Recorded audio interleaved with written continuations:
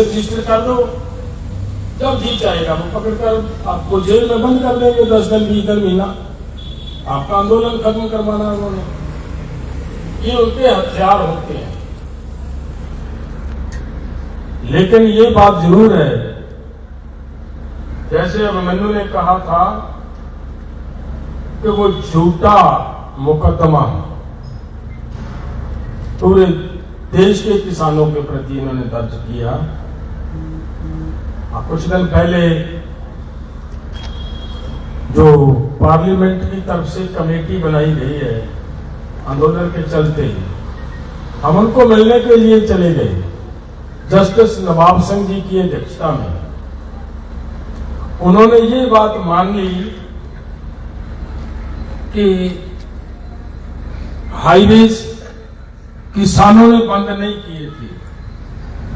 किसने बंद किए थे? उन्होंने माना है हमारे सामने बैठक में कि वो सरकार की तरफ से बंद किए गए थे और गलत किया, ये भी कहा उन्होंने। भाई क्या देश का किसान अपनी राजधानी में जाकर अब क्या अगर प्रधानमंत्री के अंदर इतना बड़ापन है तो वो किसानों के साथ यहां बैठों के साथ बात कर ले आकर। अगर वो बात करना पसंद नहीं करेंगे यहां आकर, तो हमें तो जाना पड़ेगा वहां पे अपनी बात सुनाने के लिए। रास्ता क्या है, तरीका क्या है? तो इन मुकदमों, इन केसों से डरकर घबराहट में आकर हम आंदोलन थोड़ी लड़ पाएंगे। और ये लड़ना अति जरूरी है। जैसे एक बात कही है अभिमन्यु ने कि ये आपके बच्चों की लड़ाई है, भविष्य की लड़ाई है। और मैं उससे हटकर एक बात और आप हरियाणा वाले भाइयों से उम्मीद करता हूं, आपकी जिम्मेदारी बनती है वो काम करना। भाजपा के नेता पंजाब में जाते हैं, वहां ये बोल रहे हैं कि हम 23 फसलों एमएसपी के ऊपर खरीद रहे हैं, हमने दे दी एमएसपी हरियाणा के अंदर। आप बताएं, आपकी बिक रही है क्या? नहीं बिक रही जी, नहीं बिक रही। नहीं जी। तो उनके झूठ का पांडा फोड़ना आपके सर पे जिम्मेदारी है। अगर हम ये बात कहें वहां पे तो वो ये कहेंगे ये तो हमें बदनाम कर रहे हैं। अगर हरियाणा के किसान टोलियां बनाकर गांव में निकल जाए, अलग अलग गांव में चले जाएं और ये बात लोगों को बताएं कि सरकार झूठ बोल रही है, कोई हरियाणा के अंदर इन्होंने एमएसपी गारंटी नहीं दी, इनका झूठ पकड़ा जाएगा, झूठ नंगा होगा। ये इसके सहारे पंजाब के लोगों की वोट लेने का प्रयास कर रहे हैं। और ये आपकी जिम्मेदारी बनती है कि झूठ के सहारे उनकी सरकार पंजाब में बनवानी है या फिर उनके झूठ का पर्दाफाश करना है। पर्दाफाश करना है, ये आप सबकी जिम्मेदारी बनती है। कितनी दूर है यार, पंजाब में आओ, 10 आदमी 5 आदमी किसी एक गांव में चले जाइए, वहां पे आपको जानने वाले पहचानने वाले आंदोलन के साथी अनेकों मिल जाएंगे। वो सब आपको खाना पीना की व्यवस्था करेंगे, आपके रहने बहने की व्यवस्था करेंगे। ये जिम्मेदारी निभानी पड़ेगी। दूसरी बात मैं ये कहना चाह रहा हूं कि देखिए एक बात और है, पूरी डिटेल से अभिमन्यु ने ये जो डील हुई है उसके बारे में बात रख दी। इसके ऊपर मैं और कुछ कमेंट करूं, कुछ और बात रखूं, समा व्यस्त करने वाली बात है। उसी बात को फिर से रिपीट करें। मैं जो बात करने वाली एक थोड़ी छूट गई है, मैं वो आपसे साझी करनी चाह रहा हूं। और ये भी जो पोलराइजेशन की नीति करने वाले ये लोग हैं, सरकार कर रही है, करेगी, और कुछ लोग और भी करेंगे। आप गांव गांव में, शहर शहर में, गली गली में, मोहल्ले मोहल्ले में जाकर ये बात जरूरी है लोगों को बतानी कि जो बाहर से सोयाबीन का तेल आएगा वो समझ लीजिए क्या आ रहा है। वो जीएम की सोयाबीन का तेल आएगा, जीएम मक्का का रेजिड्यूज आएगा, जीएम। प्लीज आप सबको मेरी हाथ जोड़ के विनती है, जो भी नौजवान बच्चे हैं उसको सर्च कीजिए गूगल पे कि क्या है जीएम, क्या है। क्या सच में ये लोगों के लिए खतरनाक है या केवल हम बोल ही रहे हैं? अगर आप सब, हम 2, 4, 10 आदमी इसका प्रचार करें, बात नहीं बनेगी। आप सबकी जिम्मेदारी बनती है पूरे देश को इसके खिलाफ खड़े करने के लिए। आपको और हमारी सबकी जिम्मेदारी बनती है कि ये बात घर घर पे लेकर जाएं। आप जिस गांव से भी आए हो, कम से कम जो भी आपका किसी का जो भी गांव है, वहां 2 आदमी 4 आदमी जाएं, गूगल पे इसको निकाल लें, उसका स्क्रीनशॉट ले लो और कल्ले एक आदमी को वो पढ़ाओ कि ये पढ़ भाई, इसमें क्या लिखा है, क्या आ रहा है। जो खेती करने वाला हमारा किसान है वो उसके ऊपर तो प्रभाव पड़ेगा ही पड़ेगा। हमारी फसल जब बाहर से सोयाबीन का तेल आएगा तो सोयाबीन की खेती करने वाले किसान का सोयाबीन नहीं बिकेगा। जब बाहर से पशुओं की खुराक के लिए मक्का का रेजिड्यूज बाहर से आएगा, हमारे किसान का मक्का नहीं बिकेगा। जब बाहर से ड्राई फ्रूट आएगा, हमारा ड्राई फ्रूट के किसान का ड्राई फ्रूट नहीं बिकेगा। जब बाहर से सेब आएगा, हमारे किसान का सेब नहीं बिकेगा। जब बाहर से शराब आएगा, देखिए देखने को बात नॉर्मल लगती है ना, शराब आई बिकवा जाए, लेकिन शराब बनती किससे है? अंगूर की खेती से बनती है, अंगूर से बनती है। वो भी शराब गन्ना की खेती करने वाले किसानों को इफेक्ट करेगी या नहीं करेगी? अगर शराब बाहर से आएगी तो करेगी, गन्ने से बनती है। तो ये बातें किसानों को तो इफेक्ट करेंगी, इसमें कोई दो राय नहीं है। इसीलिए तो हम चिल्ला कर कह रहे हैं कि सरकार झूठ बोल रही है, लेकिन उन लोगों को इफेक्ट इससे ज्यादा करेगी जो लोग जमीन जिनके पास नहीं है, जो लैंडलेस लोग हैं, उनको सबसे ज्यादा इफेक्ट करेगी। क्यों? क्योंकि हमारे खाने के लिए तो हमारी गेहूं है, वो खा लेंगे। हमारे खाने के लिए तो हमारा सरसों का तेल पैदा कर लेंगे, वो खा लेंगे। लेकिन वो बेचारे जो लैंडलेस हैं, जिनके पास जमीन नहीं है, जिन्होंने हर चीज हर वस्तु बाजार से खरीद कर खानी है, उनको तो वही खानी पड़ेगी जो अमेरिका से आएगा। क्यों भाइयों, समझा रही मेरी बात?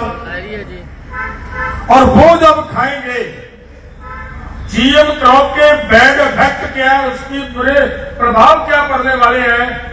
देखिए उसमें लिखा गया है कि कैंसर जैसी बीमारी लगेगी, आपका लीवर डैमेज होगा, आपकी किडनी फेलियर होगी।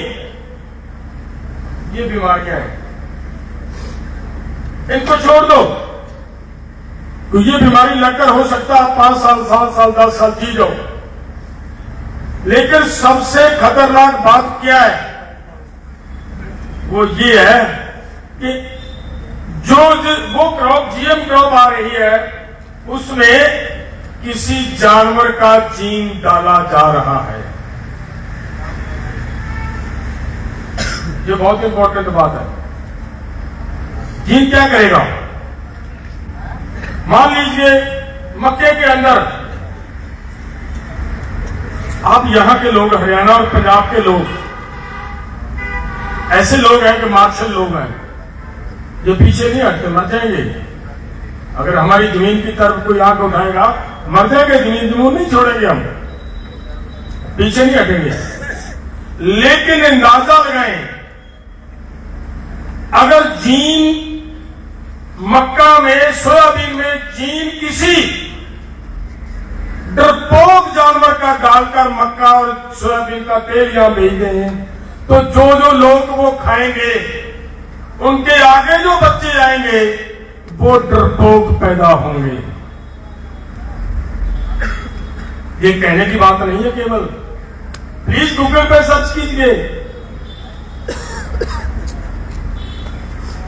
वो इसीलिए किया जा रहा है, वो ये सोचकर चल रहे हैं कि यहां की जो जमीन है वो कारपोरेट, केवल जमीन नहीं है, सब के सब नेचुरल सोर्सेज या कारपोरेट के हवाले करने हैं। और वो आपसे जमीन लेनी है, वो तभी ले पाएंगे कर्ज के तरीके से ले लें, आपको डल दिमाग बच्चे पैदा हो जाए उसकी वजह से ले लें, वो किसी भी तरीके से लें, वो आपकी जमीन लेने के लिए उतावले हैं। इसके लिए मेरी विनती है कि इस बात को लेकर ये आपकी जिम्मेदारी बनती है कि घर घर पे जाओ यार, क्या दिक्कत है, एक आदमी गूगल पे सर्च करो, उसको निकाल लो और सबको पढ़ाओ जहां पे आपके गांव में लोग बैठे हैं, ताकि उन सबको पता चले कि ये कितनी खतरनाक है। और इसके खिलाफ सबकी लड़ाई लड़ने की जिम्मेदारी बनती है, सब उस लड़ाई का हिस्सा बने। जो अभिमन्यु ने बात कही, अब मैं उस पर आ रहा हूं, उन्होंने कहा कि ये लड़ाई आपके बच्चों की है, मैं किसानों के बारे में बात कर रहा हूं। आप एक बात बताओ, मेरी उम्र के भी भाई बैठे हैं, मेरे से बड़ी उम्र के भी बैठे हैं, मेरे से छोटी उम्र के भी बैठे हैं, आप एक बात कहीं बताएं, अरे ईमानदारी से, आपके जो बुजुर्ग थे, आपके दादा परदादा, उनके सर पे कर्ज था क्या? तो भाई पीछे वाले साथियों बताओ, नहीं था। किसी के दादा के सर पे कर्ज नहीं था, बापू का भी कोई नहीं था, बापू के भी कोई नहीं था।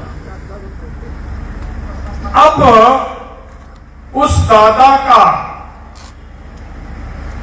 ये जो पोते बैठे हैं, उस दादा के, आप ये ईमानदारी से बताओ कि किसी के घर में कोई नौकरी पेशे वाले बच्चे ना हो, नौकरी का कोई साइड से कोई इनकम ना आ रही हो, उसके अलावा केवल खेती बाड़ी करने वाले लोग हों, कोई एक भी आदमी हरियाणा के अंदर ऐसा निकाल सकते हो जिसके सर पे कर्ज ना हो? सबका कर्ज है। क्यों भाई? नहीं नहीं निकलता, नहीं निकलता। दादा ने जितना अनाज एकड़ से पैदा किया, आज उसका पोता जो ये बैठा है, आपने अपने दादा से 10 गुना अनाज पैदा किया या नहीं किया, ये भी बताओ। किया ना? क्या आप उम्मीद करते हो कि जो आपके घर में पोता है वो प्रोडक्शन बढ़ा पाएगा, वो उत्पादन बढ़ा पाएगा? नहीं बढ़ा पाएगा। जब वो प्रोडक्शन ना बढ़ा पाया और ऐसे अमेरिका जैसी डील सरकार कर रही है, इसके कारण और भी फसलों के रेट गिर जाएंगे, तो ये बताएं मुझे आप ईमानदारी से कि जितना कर्ज आपके सर पे है, इससे 10 गुना कर्ज आपके पोता के सर पे होगा या नहीं होगा, ये बताएं। ठीक कह रहा हूं या गलत कह रहा हूं? सही है जी। और ये विनती है मेरी भाई, देखिए हम अपने पोताओं के साथ इंसाफ नहीं करना। आपके दादे ने जब आपको जमीन दी है, उस समय जमीन के ऊपर कोई कर्ज का बोझ था? नहीं था। अब आप अपने पोते को दे रहे हो, जमीन के साथ साथ एक गांठ कर्ज की भी तो दे रहे हो ना? क्यों भाइयों? सही जी। क्यों भी दोस्तों? दे रहे हैं ना? देखिए, आपको हमें कोई कहे आपका पोता बीमार हो जाए, डॉक्टर आपको ये सुझाव दे कि भाई आपकी बॉडी का ये इंपॉर्टेंट पार्ट है जो ये निकालना पड़ेगा, आपके पोते को देना पड़ेगा, तो आप तो फिर नहीं जिंदा रह पाओगे। आपका पोता जरूर हम जिंदा रख लेंगे। आप अपनी बॉडी का वो पार्ट दे दोगे क्या पोते को? दे देंगे जी। दे दोगे? ईमानदारी से जो अपने पोते के लिए ये बॉडी का पार्ट दे पाएगा वो हाथ खड़ा करेंगे, बना पता चले कितने, सभी दे पाएंगे ना? सब अपने पोतों के लिए उनसे हमारा लगाव है, उनसे हमारा प्यार है, वो देने के लिए तैयार है। लेकिन ये बात अभिमन्यु ने बात कही, उससे पहले एक लड़का, आप लोगों को एमएसपी लगातार एमएसपी से कम दाम जो सरकार निर्धारित करती है उससे कम दाम मिलने की वजह से साल 2000 से लेकर 2025 की बात कही उस लड़के ने, वो 111 लाख करोड़